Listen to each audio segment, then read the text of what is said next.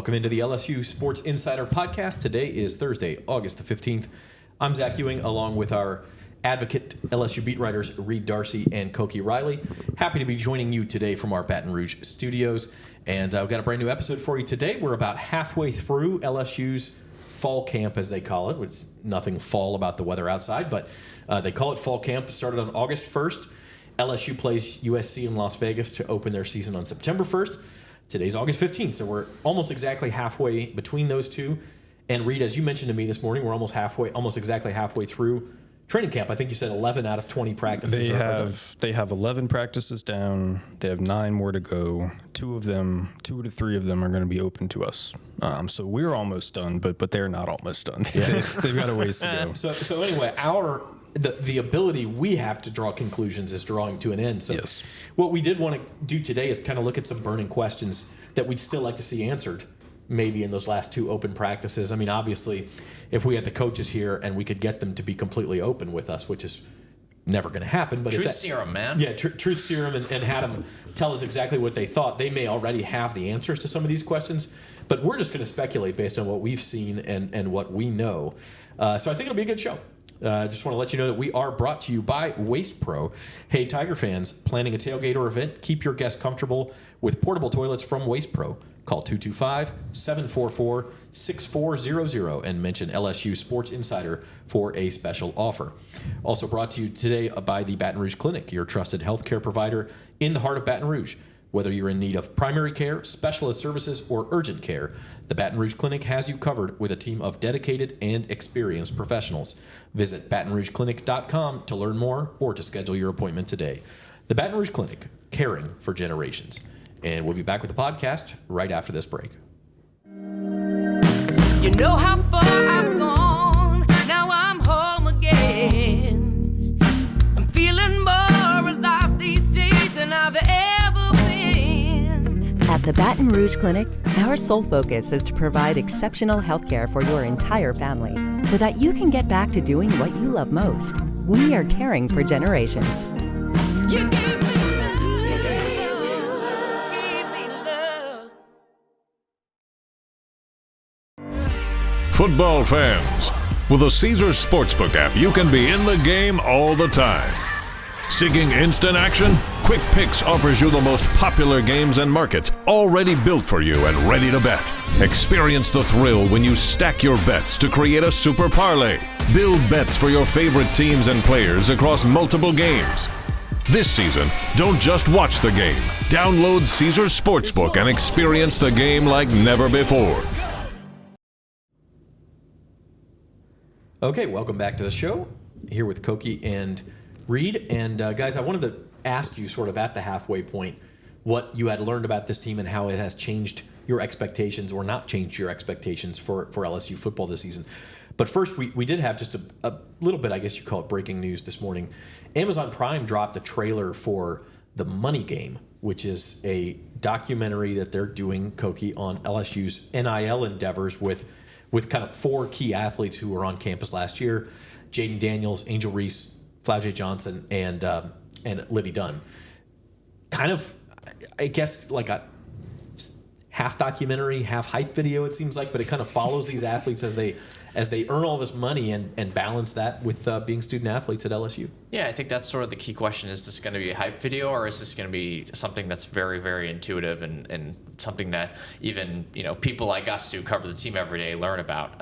Honestly, it'll probably be something in between, as a lot of these things are. But I'm really curious to see what the final product is, because we have an idea of what like the Netflix formula for these documentaries are, right? A lot of it's more like surface level, I guess, quote unquote, basic information. I think a lot like the Florida documentary, for example. I think a lot of people were looking for, a lot of like college football fans were looking forward to learning new things about those Urban Meyer Florida teams. And then by the end of it, people were like, I didn't learn a thing, and it was just a lot more.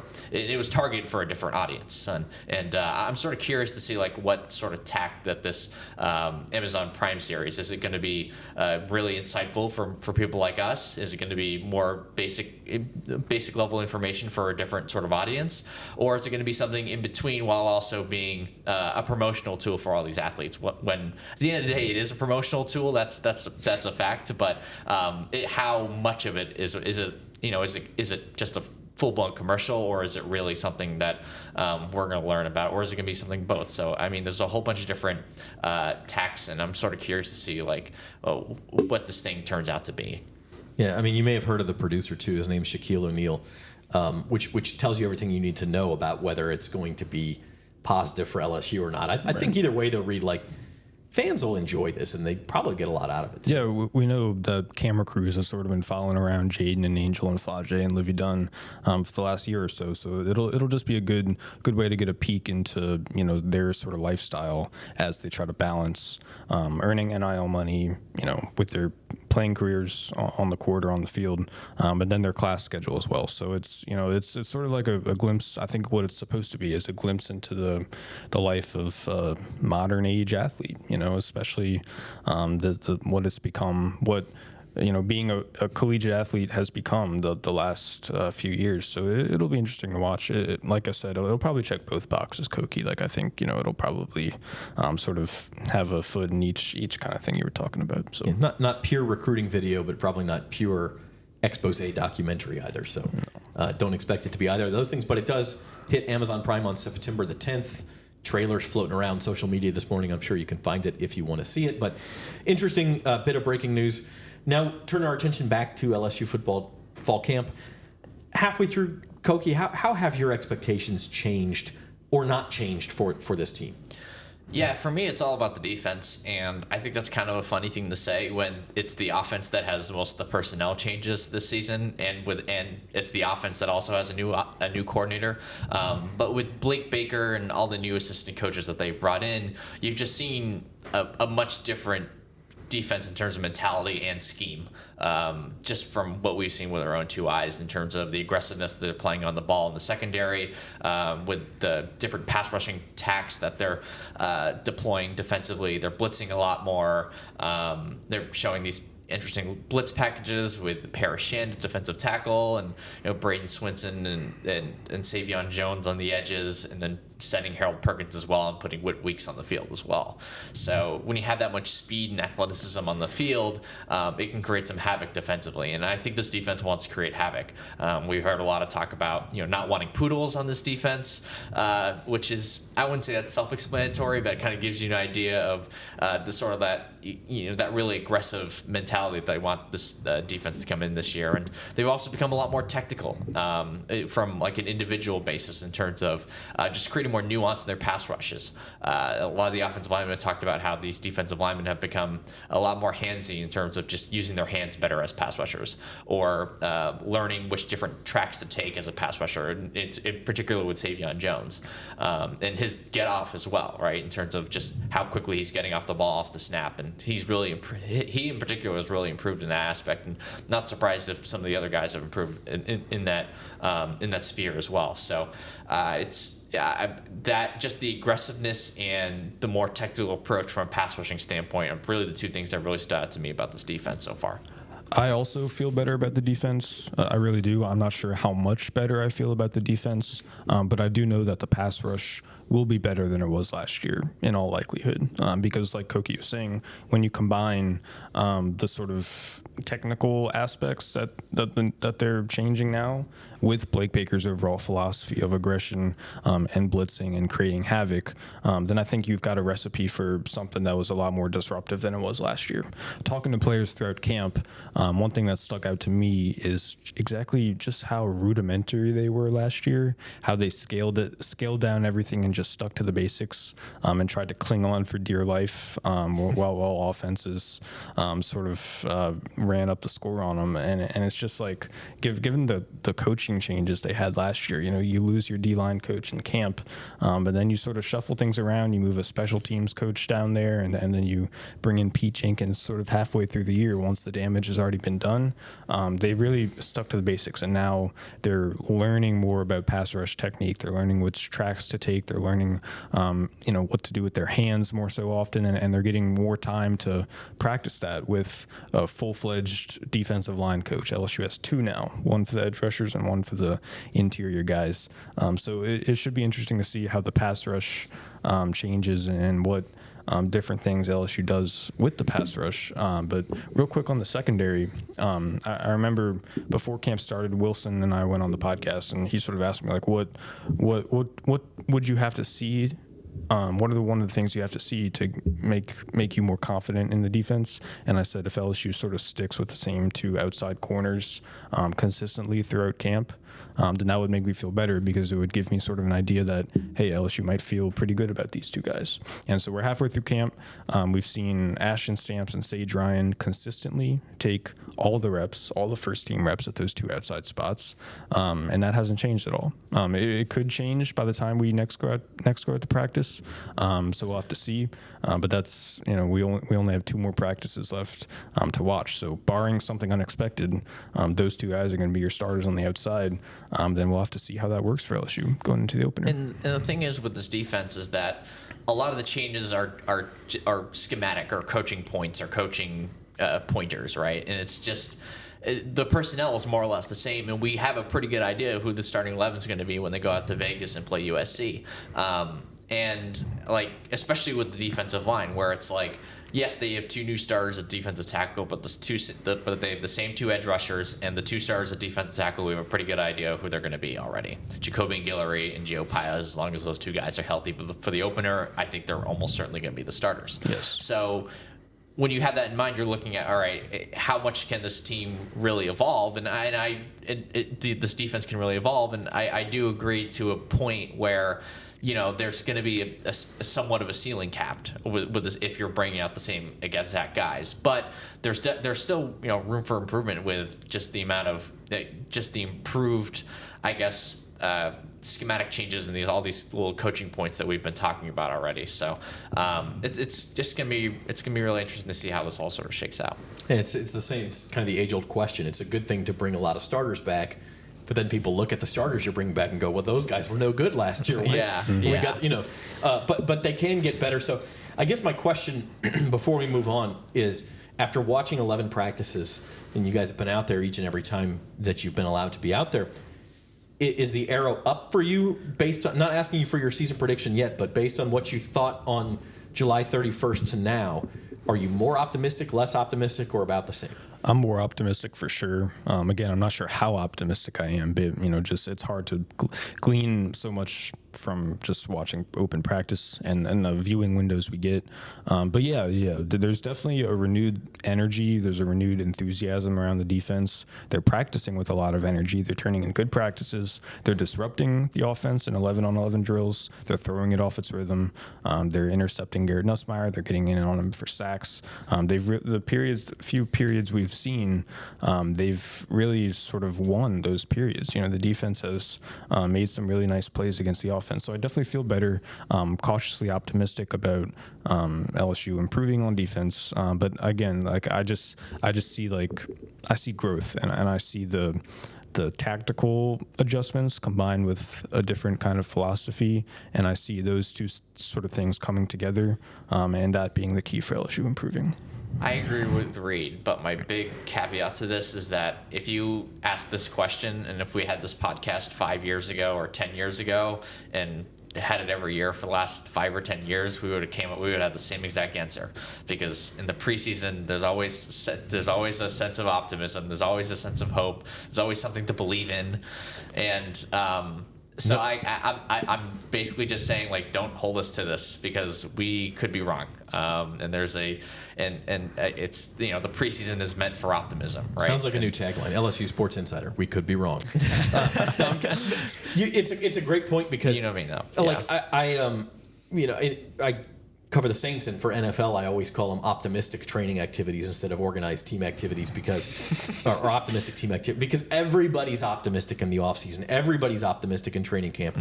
You're practicing against yourself, and you can spin things any way you want. The defense is getting to Garrett Nussmeier, and that means the defense is going to be better.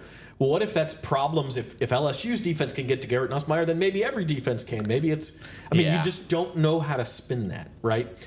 And so I think it's a good sign that y'all see every practice and are optimistic. But I do think that should come kind of with that small print, that fine print warning of everybody's always optimistic on August 15th. Let's talk on September 15th and October 15th, and we're going to know a lot more. So having said all that, some of the burning questions that we still have and that you guys talked about, and we're going to flip over to the offense. And we're going to start with Kaleb Jackson, Reed. Yes. Kaleb Jackson, who ran, I think, for 165 yards as a freshman last year, got sort of just some bit duty here and there. He may be really stepping into the spotlight. And question is he really ready for that? Yeah, that's my burning question. What will his role be in the offense? How big of a part of the offense will he be? As a freshman, when he was a freshman, I was kind of surprised that they didn't give him more work. They didn't give him more carries, just given the flashes that he showed. The athleticism, the speed, the strength, trucking a Mississippi State defensive back into oblivion. So it's just sort of like I see the potential with him, and I see the possibility of him running behind that offensive line. And I think, like, what could this guy do with 15 to 20 carries a game, behind that offensive line?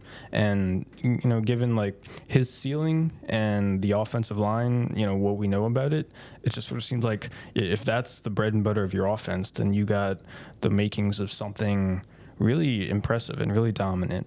So again, but I don't know how big of a part of the offense he's going to be, but I do know that if he is a big part of the offense, then that offense can be really good, because I'm just super high on Kaleb Jackson. And I think the reason that he didn't see the field more often last year was because LSU didn't really trust him in pass protection or pass catching.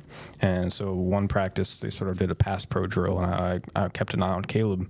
And one of the reps he did, he absolutely just like stonewalled Major Burns, coming in on a blitz. And I thought that was a sign of growth, a sign of sort of maturation from him. And then there was also the play where he just demolished Whit Weeks on a run in practice. We were about 80 yards away, and we could hear it, we could see it, and so that was pretty impressive as well. So he flashes. I just want to know how consistent his role is going to be this year.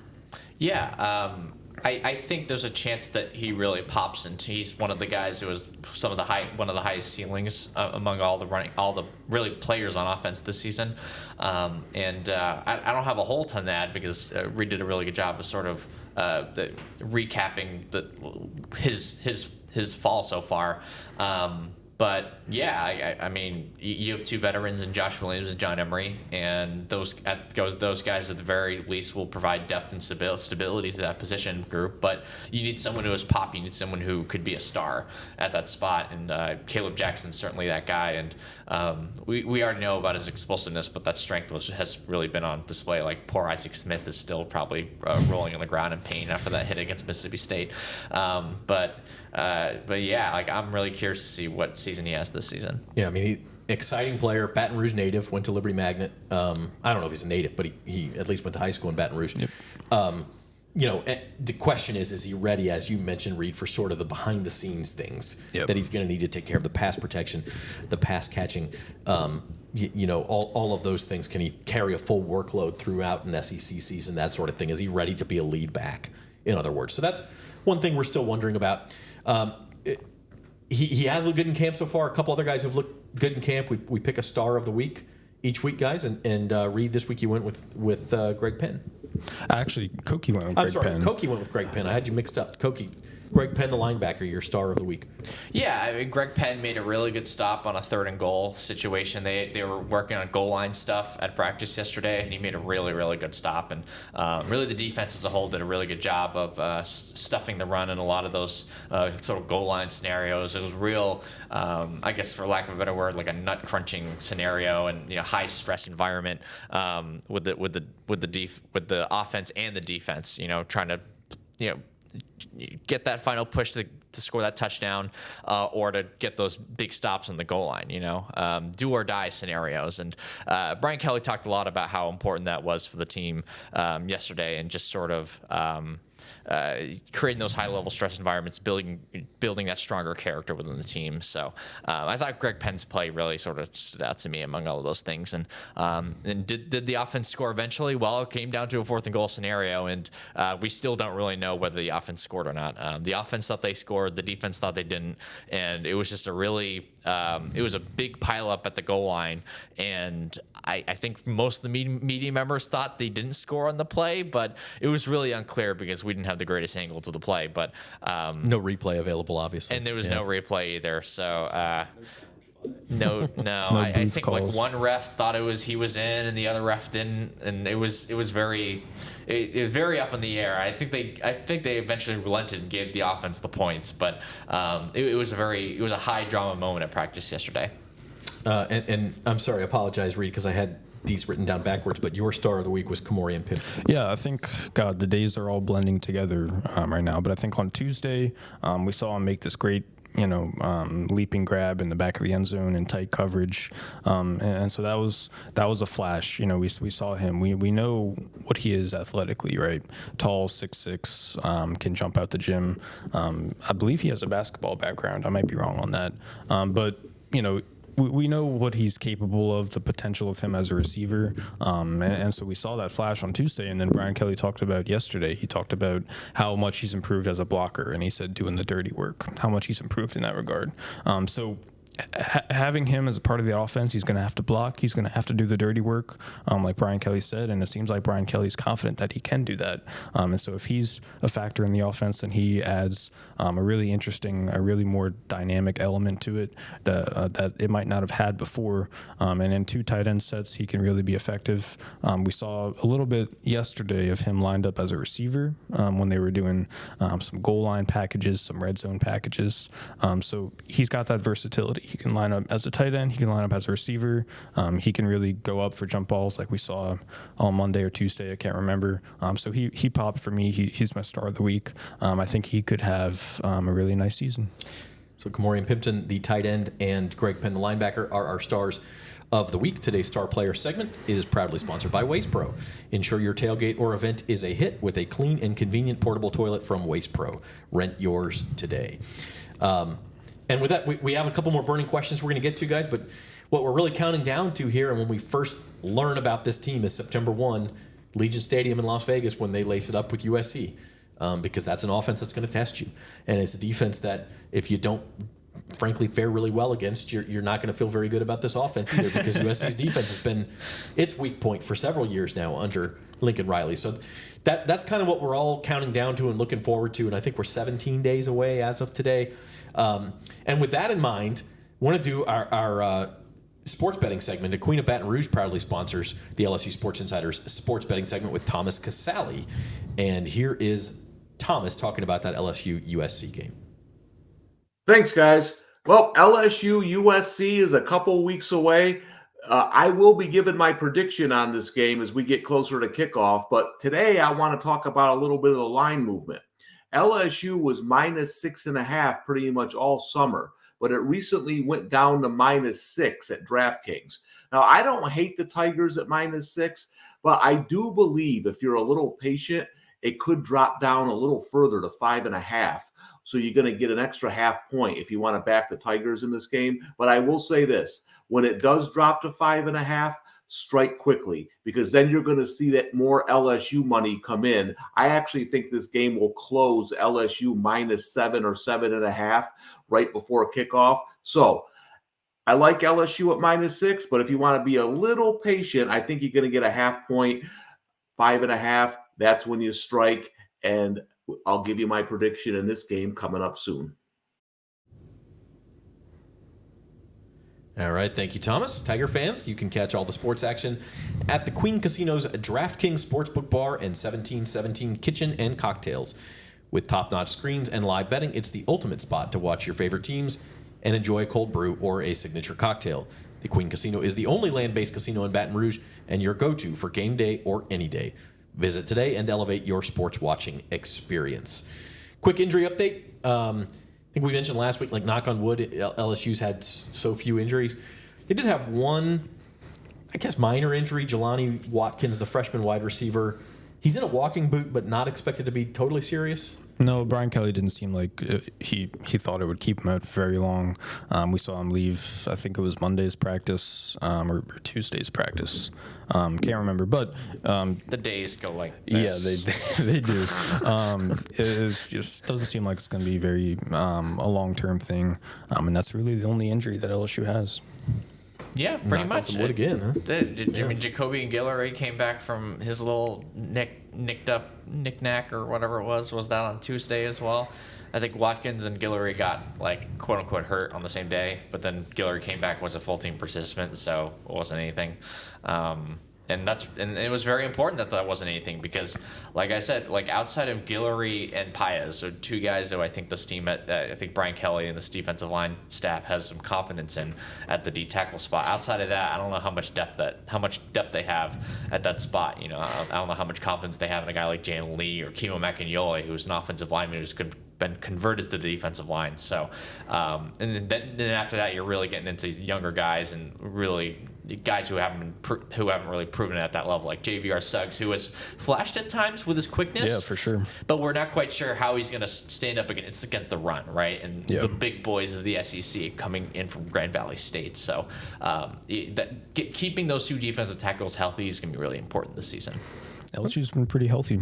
It's amazing to me that they haven't had more just like soft tissue injuries. You see those at football camps from the junior high level up through the NFL. Like that just happens, and they haven't even had that. And what you're really looking to avoid is the bombshell. Like the Minnesota Vikings got this week. The J.J. McCarthy's going to be out for the season. Yeah, you see that from time to time. That's what you're really trying to avoid. And so far, so good for LSU. Again, knock on wood, we're not trying to jinx anything, but. I think last year was something similar, right? Where they were very healthy during the preseason portion of during preseason practices. I swear we're not trying to jinx this. I swear we're not. Yeah. But today's injury report brought to you by the Baton Rouge Clinic. Still pretty clean. Jelani Watkins probably missed a couple days of practice, but he seems like he will be okay. You're watching the LSU Sports Insider for August the 15th. Subscribe to the YouTube channel. It's the LSU Sports on NOLA.com YouTube channel, trying to get us to 4,000 subscribers before the season starts. So we got a couple of weeks. We're counting down to that too. Tell your friends about us. You can also listen on Apple Podcasts or Spotify. But YouTube is the place to be, easiest place to leave comments. We're also putting up a bunch of practice videos and interviews and things like that. So the LSU Sports at NOLA.com YouTube channel. Subscribe, tell your friends, hit the like button, all of that good stuff. Want to get into a new segment, guys, that we're starting this week. Just trying it on for size. Leave in those YouTube comments. Tell us if you like it or not. Don't be too hard on us, but we're calling it the grocery list. Okay, and the grocery list segment is sponsored by Associated Grocers. Join our team and support the success of local independent retail grocers. Apply today for available positions at Associated Grocers. And the grocery list is basically this.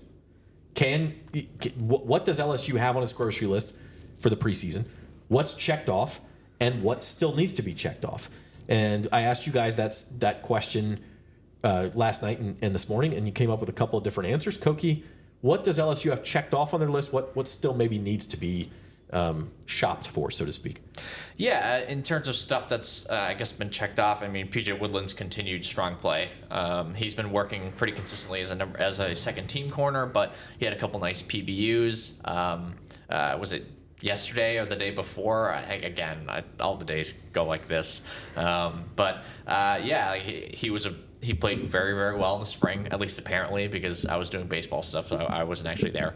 But he had a very strong spring, and then so far this fall he's looked very good. He's really taken that sort of aggressive mentality to heart, it seems like, and he obviously was on last year's team. He's a freshman this year, but I wouldn't be surprised if in certain scenarios or if an injury happens that you get to see a guy like Woodland play for this team, despite the fact that you have a couple transfers from Ohio State who haven't really seen the field for this LSU team yet because of injuries or because they're new, and Jair Brown and J.K. Johnson, and with Javian Toviano in the wings and Zay Alexander coming back from injury. They have a lot of different potential options at corner. Heading into this preseason, we just weren't sure who the guys who were going to emerge were going to be as starters, and so far it's been Stamps and Ryan consistently. But after that, it's who knows? It's a little bit of who knows. I think Jair Brown's going to play a little bit at some point, and same with J.K. Johnson. But I think you could throw P.J. Woodland's in that name. Put P.J. Woodland's name in that group as well, just because of the way he's played and the aggressiveness and he's played, especially in man coverage. Okay, so that is checked off. What does LSU still need to shop for on your list? In terms of, I mean, Reed mentioned him earlier, but I think Kamari Pinton and getting him more reps with the ones and trying to test that out and see if this team can run a little bit more 12 personnel this season instead of just sticking with the 11. 11 personnel was 3 receivers, 1 running back, 1 tight end, and that's pretty much been LSU's base, and they haven't. They've rarely gone away from it unless it's a goal line scenario. Really, since Mike Denbrock once Mike Denbrock took over as offensive coordinator. But now with Joe Sloan, I'm kind of curious to see if they implement some more 2 tight end sets, and they're very, very deep at wide receiver once again, but they don't have. But it's not like you have to have Brian Thomas. It's not like you have Brian Thomas and Malik Neighbors back, and you have to play those guys all the time because they're that good. You don't have that this season, so I'm kind of curious to see if they want to put in Pimpton and just play with some different formations and run some more 2 tight end sets. But I'll be honest, like it's a little. I wouldn't say it's surprising, but it is notable that we haven't seen much 12 with the first team offense. We've seen a little bit of it, but not a whole ton. We've seen some of it in the red zone on goal line packages. That's really one of my items as well. Koki and I must be shopping for similar ingredients. We must be trying. Do you go to Trader Joe's? I go to Rouse's, Okay. but we must be making similar things for dinner tonight. It's like supermarket sweep. Whoever can get there first. Yeah, so it's like one of the things that I'll be looking for, and that I think LSU still needs to check off, is its tight end rotation and which ones line up as receivers when, and how you can configure the formation to make it a little more diverse, a little more unexpected, as particularly in the red zone when you have Kamari and Pimpin, who we mentioned, and freshman Trades Green, who we haven't mentioned yet. So that's one thing that I'll be looking for as well. Another thing I'll be looking for, more, like we mentioned earlier, more pass protection drills with the running backs, DBs, and linebackers. Just keep an eye on Kaleb Jackson. Keep developing him, keep developing those skills, because if he has those skills, then that's going to be really important for the offense. And then the other thing I've got listed is Zy Alexander. Again, with the DBs, do you shuffle them around as Zy Alexander gets healthy? Because, remember, he's coming off an ACL tear. As he gets healthier, does LSU try to get him more in the mix? Do they shuffle some of the DBs around? Do some of the roles change? We don't know. We might see next practice, but for now, it's pretty set in stone, unless LSU makes some changes. So. Right. Those are this week's Tiger Grocery List. That's brought to you by Associated Grocers. Tigers fans, Associated Grocers is hiring. Join a team committed to the success of independent retail grocers. Apply today at Associated Grocers and be part of something great. All right, getting back to our burning questions here on the LSU Sports Insider, guys. We got 3 left for you, and you mentioned pass protection drills. Let's flip that around, Reed, and talk about the pass rush, because the quickest place for a defense to improve is wrecking some havoc in the backfield. And I guess the burning question here is where are the Tigers at as far as that goes? And the burning question is, can LSU get home often enough to really make a significant improvement defensively? Because we know that they want to blitz more often. We know that they want to be more aggressive, but we don't know if those blitzes are going to work, right? Yeah. And if you're going to blitz more often, you have to get home, or else you're pretty vulnerable in the secondary. So my big question is, we know they're going to rush the passer more. We know it's going to be a little bit better, but how much better will it be? We've seen earlier in this week, we saw a lot of what LSU's calling its prowler package. And Koki, you and Wilson talked about this in depth on Tuesday. That's an aggressive blitzing front that's meant to have 4 or 5 of your best pass rushers on the field at once to really take advantage of their skills. It's meant for, obvious passing downs, red zone, 2-minute drills. We saw it work really well in the team session we saw earlier this week. And I think it could be a package that LSU gets some success from. We've seen Parrish Shand, Savion Jones, Deshaun Womack, lined up on the line. We've seen Harold Perkins hover closer to the line, rush the passer. Wood Weeks has come in. He's a really young, sort of fast, with speed kind of option, an added element there. So that's going to be interesting to see that new sort of configuration and how it works. We don't know how it will work, and that's my question. Can it get up home often enough? Can it pressure enough, for the quarterback?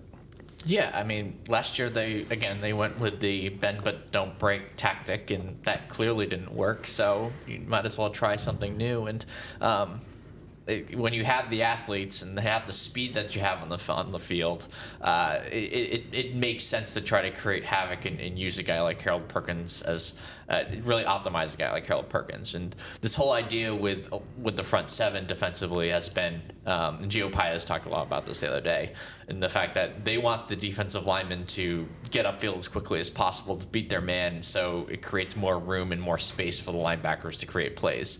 And the defense, a lot of the defense is designed, which makes sense because Blake Baker's a linebacker. Blake Baker is a linebackers guy. Having those guys, create as much havoc as they can, and just creating more freedom for Harold Perkins to make plays. And we've seen that a lot at camp. We've seen Harold Perkins with a whole bunch of PBUs and in pass coverage, and we've seen him as a blitzer as well. So, and he's also looked better against the run. He had a really good TFL last week. So, yep. I think Perkins has been probably the MVP of camp so far, I'd say. Okay. Just in terms of maybe I'm going out on a bit of a limb by saying that, and but I really do think that he's really been unlocked so far this camp from what we've seen. Yeah, it's an interesting situation for LSU's defense, and obviously the coordinator's new and the scheme is new and everything, but you blitz more, you get more aggressive, you tend to make more big plays and also give up more big plays, right? But LSU was giving up big plays left and right last year anyway. Yeah. So you might as well make a few of your own in the meantime, and exactly. That's improvement. Yep. So Whitweek said on Tuesday that the system is designed to benefit the linebackers, right? Yeah. It's all sort of configured to get the linebackers in space and to give them opportunities to succeed. And so I think, that I thought that was really interesting. And we sort of could see if it works like it's supposed to, then we could see this really cool marriage between Blake Baker, defensive coordinator who used to be a linebacker, and Harold Perkins, one of the best, most disruptive defenders in the country. If anyone could get the most out of him, it seems like it could be Blake Baker because he's been a linebacker before. He's got this aggressive blitzing mentality, and that sort of fits right with what Harold Perkins' main strengths are. A boom or bust defense is better than no defense than at just all. a bust defense. Yeah. Just a At bust least you defense. get some boom in there, right? Defense may need to be better because the offense can't possibly be as good as it was last year, we don't think. So our next burning question, and Koki, this is one you brought up, still unanswered. One of the few position battles still unanswered for LSU. Who wins the punting battle?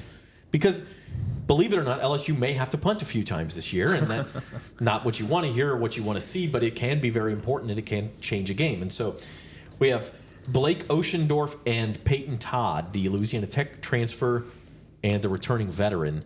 Who's got a leg up in this race, Koki? I like what I saw what you did there. I actually did not mean to do that. But That was really good, though. We got to keep up that energy. I think, at least from what we've seen, I think Oshendorf's been the better punter. He's been a little bit more consistent. He's shown a couple different styles punting, right? The yes. Australian sort of like run-up style. And you mentioned this to me while we were watching the other day. I pointed this out on, what day it was? I don't know what day it was, but he was practicing Aussie kind of punts. Yep. Interesting, yeah. Yeah, and then he was also doing traditional punts, and he has looked a little bit better as camp has gone along, I feel like, as well. But I will say though, Brian Kelly did not rule out Peyton Todd in terms of not just potentially winning this battle, but also earning playing time alongside Oshendorf, so you could see two different punters in the game at the same time, which would be surprising. Not don't at the see same that very time. often. Not at the same time, but like not literally at the same time, but like In the same game? In the same game, Right. Which you don't see that very often, No, you right? don't. You know, to your point. So that would be which I it's hard for me to endorse that, because if you have 2 punters, then you probably have 0 punters, and that would mean, you know, a lack of confidence in Oschendorf or in Todd, and you're just trying to literally do a tryout in the middle during the middle of a game, which wouldn't make a lot of sense to me. And I also think Oschendorf's been the better punter so far. So I just think that's worth mentioning, though, because Kelly did say that like he's open to the idea of playing both these guys in the game, you know, trading off between the 2 punters. So we'll see. Oschendorf is an interesting guy. I'd like to talk to him at some point. He's 6'7". He's played at 3 different schools. This is his 3rd different school? I think Yeah, so. this is his 3rd. He's played at 3 different schools. He's been in college since 2018. So when you think about it, that was Joe Burrow's first year at LSU. So he's got to be No, this is his 4th different school, actually. 24, Fourth 25 different years school? old, right? Yeah. So seems like an interesting guy. Like you said, he's had some really good punts, but he hasn't done it consistently, and I think that's what Brian Kelly's looking for. I think he's been more consistent than Todd, though. I think Yes. it's safe to say that at this point. I'm trying to remember his bio off the top of my head, but he was at a very, very small school to start off his career, and then he went. And then I think he went all the way up to D1 and didn't punt for 3 years. He was just the backup punter. And then he went to Louisiana Tech, and something clicked, because all of a sudden his hang time, his average net yardage was way bigger than it was back when he started his career. So it's gonna be really interesting to see now. And I don't know how he has this much eligibility left, but it's gonna be interesting to see how it all works. The COVID year screwed up the eligibility calculator for me. I can't figure it out. Last year, he was top 15 in the country in average yardage for punts. All Conference USA guy. And Interesting then guy. this year he's going to be part of the first ever 2 punter format. not going to happen. If that does happen, we're going to have an emergency podcast about it. I guarantee you that. Absolutely. We all called Koki crazy, but But here it is. All right, last burning question before we go for the day, and this is an important one. And you kind of referenced it earlier, talking about the starting DBs, and particularly Ashton Stamps. He's a sophomore. Is he ready to step in and go up against the opposing team's top receivers? yeah, I think it's one of the most important questions that we have left in camp. Is Ashton Stamps really ready to be LSU's top corner? Because we've seen him on the field consistently. We've seen him get 99% of the first team reps. It really seems like he will definitely be one of the starters.